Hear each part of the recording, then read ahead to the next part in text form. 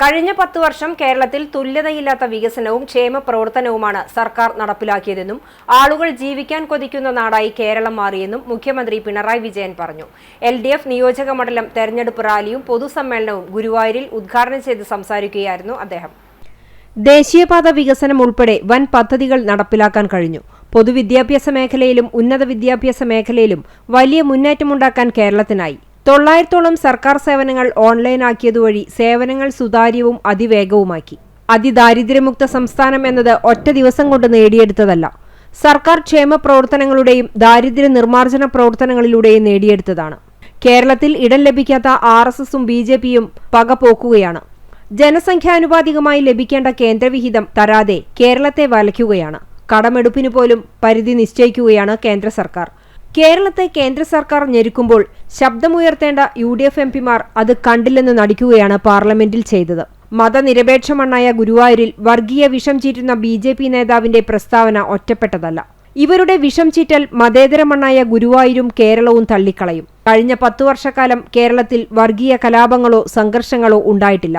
ഒട്ടേറെ നിക്ഷേപ സൗഹൃദ സംസ്ഥാനമായി മാറാൻ കേരളത്തിന് സാധിച്ചുവെന്ന് മുഖ്യമന്ത്രി പറഞ്ഞു.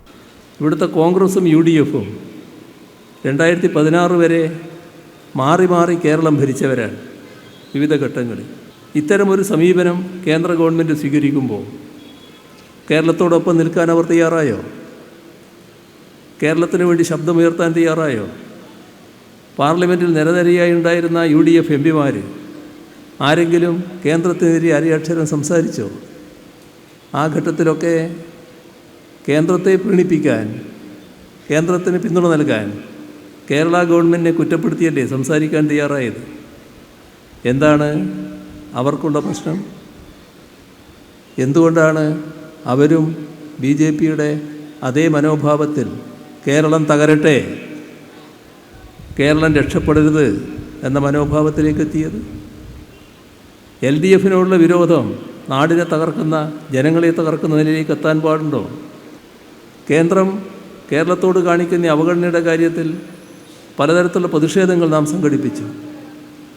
ആ പ്രതിഷേധങ്ങൾ സംഘടിപ്പിക്കുമ്പോൾ ഞങ്ങൾ പ്രതിപക്ഷത്തോടും പറഞ്ഞു, ഇതെല്ലാം പൊതു പ്രശ്നമാണല്ലോ, നമുക്ക് ഒന്നിച്ച് നിന്നുകൂടെ, ഒന്നിച്ച് പ്രതിഷേധിക്കാം. ഞങ്ങളില്ല എന്നതായിരുന്നു മറുപടി.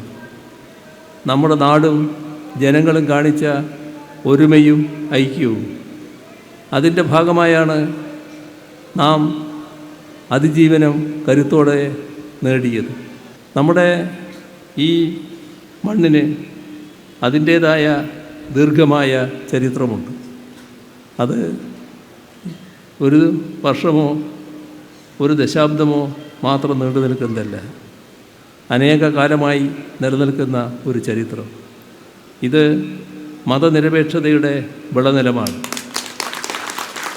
ഗുരുവായൂർ ഒരു ആധ്യാത്മിക കേന്ദ്രമായി നിൽക്കുമ്പോൾ തന്നെ ഏറ്റവും കരുത്തുറ്റ മതനിരപേക്ഷതയുടെ വിളനിലമായൊരു കേന്ദ്രമാണ്. ഇവിടെ അത് തെളിയിച്ചവരാണ് ഇവിടുത്തെ ജനങ്ങൾ. വളരെ പ്രസിദ്ധമായ സംഭവം മാതൃകാപരമായി എല്ലാവരുടെയും മനസ്സിലുള്ളതാണ്. ഗുരുവായൂർ ക്ഷേത്രപ്രവേശന സത്യാഗ്രഹ സ്മാരക ഗ്രൗണ്ടിൽ നടന്ന ചടങ്ങിൽ CPI മണ്ഡലം സെക്രട്ടറി PK രാജേശ്വരൻ അധ്യക്ഷത വഹിച്ചു. LDF സ്ഥാനാർത്ഥികളായ NK Akbar, Gita Gopi, C Ravindranath, Guruvayur നഗരസഭ chairperson Sunitha Aravindan, vice chairperson KK Jyothiraj, LDF തെരഞ്ഞെടുപ്പ് committee convener C Sumesh, TT Sivadasan, M Krishnadas തുടങ്ങിയവർ സംസാരിച്ചു.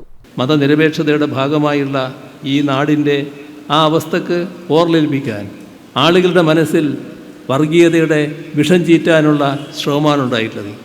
ഇത് ജാഗ്രതയോടെ എല്ലാവരും കാണണം.